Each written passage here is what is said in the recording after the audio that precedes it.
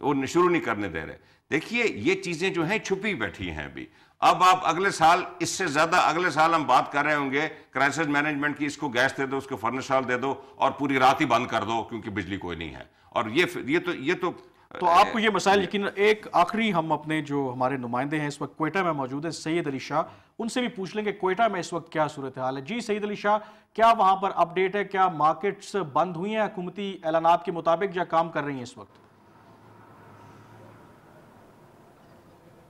جی سید علی شاہ, آپ کو اگر میری آواز آ رہی ہے تو کیا اس وقت کوئٹہ میں صورتحال ہے؟ جی اس وقت میں کوئٹہ شہر کے اہم تجارتی علاقے جناح روڈ پر کھڑا ہوں. حکومتی اعلانات کے باوجود یہاں پر کوئٹہ شہر کے اکثر جو تجارتی مراکز ہیں وہ 8 بجے کے بعد کھلے رہیں.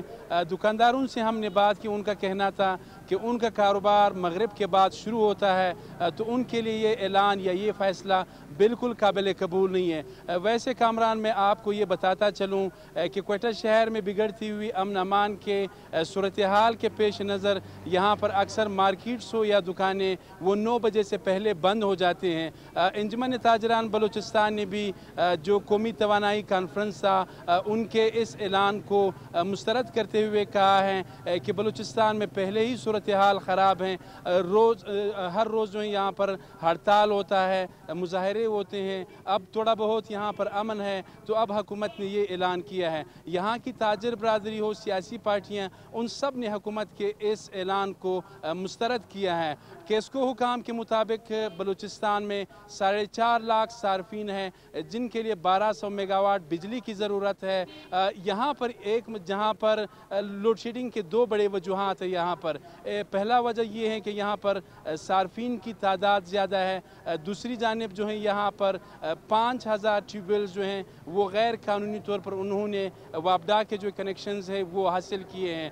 کیسکو حکام کے مطابق جو فی ٹیوب ویل ہے اس کا ماہانہ بل 50,000 سے زائد ہیں.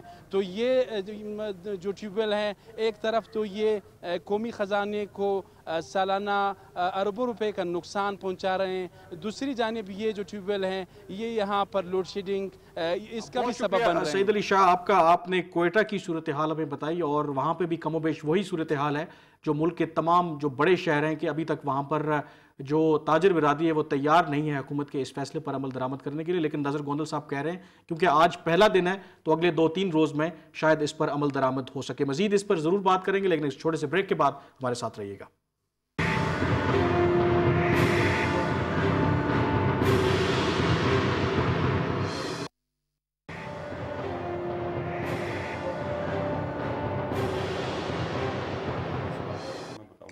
جی پروگرام میں ایک دفعہ پھر آپ کو خوش آمدید کہتے ہیں. بات کر رہے ہیں بجلی کے بحران کے حوالے سے اور ساتھ ساتھ ہم اپ ڈیٹ بھی لے رہے ہیں ملک کے بڑے شہروں سے کہ جو حکومت کی طرف سے اقدامات کا اعلان کیا گیا ہے اس پر عمل درآمد ہو رہا ہے یا نہیں.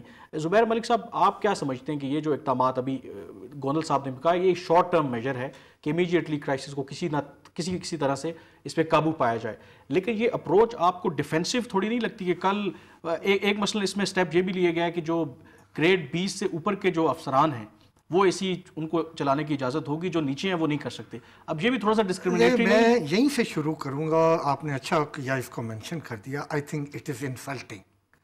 کیا گریڈ 20 سے جو نیچے لوگ ہیں وہ ہیومن بینگ نہیں ہیں؟ گریڈ 20 والے وائی دس ڈسکریمنیشن؟ گوندل صاحب نے کہا کہ جی بزنس کمیونٹی کو ان کانفیڈنس لیا گیا. میں پھر بات کرتا ہوں.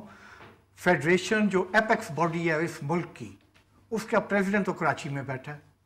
How did you take him into confidence? For God's sake, آپ کی حکومت میں لوگوں کو مجھے 1 منٹ کی کمپلیٹ کرنے دیجئے. ان کی حکومت میں یہ ہو رہا ہے کہ الیکٹڈ باڈیز کو بائی پاس کر کے ان الیکٹڈ اور ان ریپرزنٹیٹیو لوگوں کو بلایا جا رہا ہے. This is not going to work in this country. آپ خود ایک ڈیموکریٹ ہیں, الیکٹ ہو کے آئے ہیں. فار گاڈ سیک, آپ الیکٹڈ ریپرزنٹیٹیوز کو اس طرح بائی پاس نہیں کر سکتے. Now let's come to the energy crisis. لیکن اس سوال کا جواب پہلے لے لیں کہ یہ جو ایک ٹرسٹ ڈیفیسٹ یا ایک کمیونیکیشن کا گیپ ہے. گوندل صاحب کہہ رہے ہیں کہ تمام جو سٹیک ہولڈرز تھے بلایا گیا تھا. اب زبیر ملک صاحب کہہ رہے ہیں فیڈریشن کے جو پریزیڈنٹ ہے وہ تو کراچی میں تھے, کانفرنس اسلام آباد میں ہو رہی تھی. یہ کیا پرابلم ہے؟ نہیں, ممکن ہے ایک پریزیڈنٹ نہ ہو اور وائس پریزیڈنٹ ہو, لیکن میں تھوڑا سا ایک تو گریڈ 20 کی جو انہوں نے بات کی ہے میں تھوڑا یہ کلیئر کر دوں یہ ہم نے کوئی پالیسی نہیں بنائی کہ گریڈ 20 کا آفیسر اے سی نہیں چلا سکتا.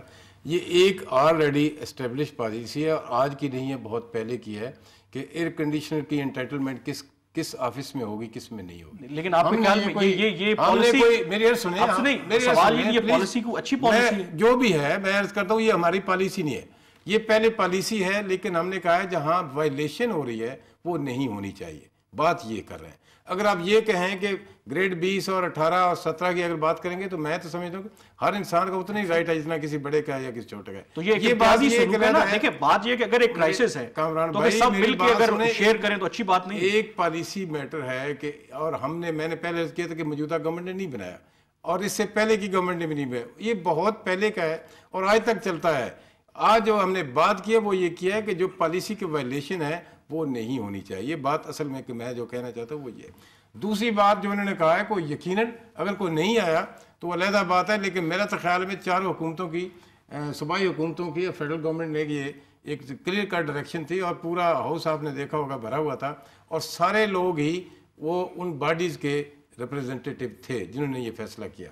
لیکن اب انرجی کے بارے میں جو اصل بات ہے وہ کہنے ضرور چاہیے. یقیناً یہ جو شارٹ ٹرم ہمارا ٹائم زیادہ اسی پہ لگ رہا ہے, یہ انشاءاللہ تعالیٰ یہ ایک ہماری امیڈیٹ میں نے پہلے کیا کوشش ہے اور انشاءاللہ امپلیمنٹ کریں گے.